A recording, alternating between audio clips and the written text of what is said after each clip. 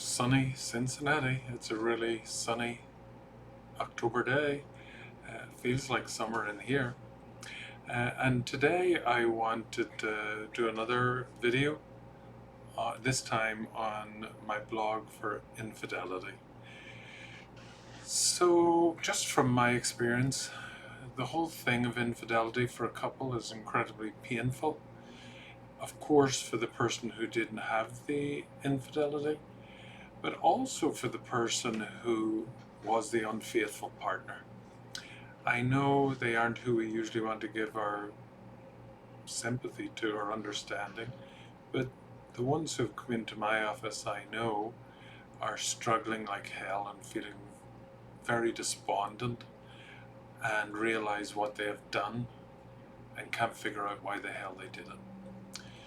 But the partner is asking the question, like, how could you possibly love me and also do this, cheat on me?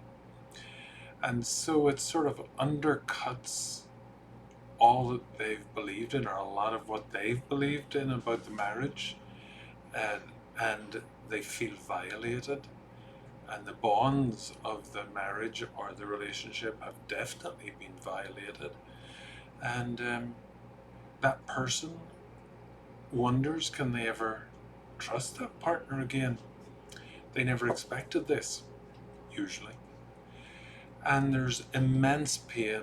The pain that the person feels is equivalent to the amount of love they had and trust in the person that they're in this committed relationship or marriage with. And it's like put their whole, I suppose, nervous system into disarray. What seemed to hold and the concepts they had seemed to be undercut, torn apart, shredded, and they wonder, can they ever trust this person again? The question that often comes up is, can we or can I ever get over this? So the person who had the affair is often wondering now, will my partner ever be able to forgive me and get over this, and can we be happy again, knowing what I have done? I believe I can be, yet now I'm wondering, can my partner ever see me again in the same light? The answer is actually no, they can't see you in the same light. They're going to see you maybe more truly if you can be absolutely open and honest. And if they are able to forgive you and you work through it, especially with a good systemic couples therapist, it must be someone who has a ton of experience in couples work and knows how to work with infidelity. Uh, you can get over it. In fact, in my experience as a therapist who has worked for 30 some years with couples, and a lot of whom have come in with infidelity, you can actually, I know it sounds a little bit weird, but you can actually be happier than you ever were if you can work through this incredible pain. It's, you never desired it, but it's what is staring you in the face. You may have children, you may have wealth, you may not have wealth, you may not have children. You may have had other relationships previous to this one and been hurt by them too. So there's going to be multiple factors. You may have thought you were living in bliss with the ideal partner, and now it's all been scuttled. What else then? Often I find the partner who didn't have the infidelity is thinking, what else have you done? What else has happened? Can I truly believe you? And now I start to replay our history and I start to think of other things and my doubts increase. I would advise any couple, one, to go for therapy, not just to leave it and not say we'll work it out ourselves. Go for good therapy and make sure the person, as I said, the person you're going to see has tons of experience in the field. And then the person who was unfaithful, it's to really be open to question seriously. How come you did it? Often that person says, you know what? I know what I've done. It's bad. I'm so, so sorry. Can we just move on? I promise I will never do anything like that again. Well, that's good to say. It's just not going to cut it. How can I trust that it won't happen again? I need to understand you, and I need to see you really digging deep to try and understand yourself, not the ultimate cause of why you did what you did to me and to our marriage, but to get some inklings of how come you could do that. I mean, it makes logical sense. If we don't look at possible reasons and try and understand how you did this huge violation to my trust in you, what's to stop it happening again? I mean, that partner's not being crazy. They may act crazy because they're devastated. They may be not able to eat, not able to sleep, wanting to observe your every move, wanting you to contact them constantly, asking you hundreds of questions, maybe the same question multiple times. Really? That's not unhealthy. That's very understandable. So, the person who's had the infidelity, you should be prepared to answer questions, even if it's asked for the 1000th time. Try not to get disturbed. Try to maintain calm. Try to answer. You're trying to help your partner.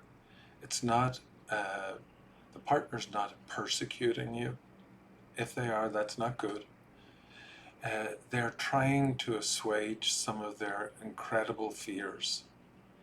They're trying to make sure that they aren't being stupid. They're trying to make sure that they aren't being a walkover. They already feel stupid that they didn't see this coming. And so your job is to try and assist them. Again, it's not because you should be open to being persecuted. It's that you should be open to try and help them. If you both do this with a good therapist, you should be exploring your backgrounds, introducing, of course, different behavioral exercises, coming up with new ways to approach your intimacy, physical, emotional, mental intimacy. You should be trying to explore how better to live your lives. You should be trying to understand how you have communicated. The relationship is never to be seen as a cause of what the person who was unfaithful has done, but the relationship is a backdrop to how this person chose to do what they did, along with their family background and the way that they've learned over the course of their lives to deal with their feelings, needs, wants, and desires. So you have to do that exploration, and there is no fixed time for it. You're going to, what would I say? You're going to commit yourselves to prolonged therapy. Not as long as the therapist thinks, as long as the hurt partner feels they need it. And the person who has violated the trust would be very, very wise to accommodate that need and to understand it. What would you feel like if you were the person who had been cheated on? What would you feel like? I know you mightn't understand what you might feel like because hopefully it's never happened to you, but it has now happened to your partner and it's you who did it. How are they going to get over it? The biggest way, in my experience, is the most important factor is that the guilty party is prepared to answer questions, to stay calm most of the time, to be prepared to explore, to try different things, to work in therapy. When this is done by both people, my personal experience, I mean, I can talk about articles I've read or podcasts I've listened to or conferences I've attended, but at this stage of my career, it's really my own experience. And in my experience in my office, I have seen actually the vast bulk of the clients who come here uh, and are open and who work at it. I have experienced them once there's no other problems, big problems before they get in here. I've experienced those couples to really develop incredibly much healthier ways of relating and communicating, and they have to open it up because they're dealing with this trauma and they want to heal. And so the couple develop an intimacy despite this, or maybe even through this trauma. They develop an intimacy, a way of talking that they may never have been able to achieve, ironically, paradoxically, without the pain and trauma of this. It may have been another trauma they had that brought them to an understanding of a need for this drastic change. But I have seen it happen here multiple times within my office. So I grow more in our dialogue and our understanding whether I'm the unfaithful person or the person who wasn't unfaithful. If we can be open, if we can truly dialogue with this experienced therapist, then I grow, I learn to express myself in a much better, healthier way. I learn to understand my partner more. We talk about things like our physical, sexual intimacy that maybe we would never have felt comfortable to talk about before. We talk about how to manage our finances, how to run the household, how to parent our kids if we have kids, how to deal with pain, how to deal with struggle. So I would say to anyone where there has been infidelity, do not lose hope at all. If you love this person and you believe you know them, even though this has brought that into doubt, stick with all the positives and get into therapy as soon as possible. Don't leave it. Don't sweep it under the rug. Deal with it. And you may be very pleasantly surprised in the long run, like a lot of the people I've worked with, that you can have true happiness with this person and that you won't forget the infidelity, but you won't be constantly focused on it. You will move on. You will create new memories. You will remember other good things, and you will build more good things. That's it. I hope that helps, along with the blog that I have already posted on infidelity.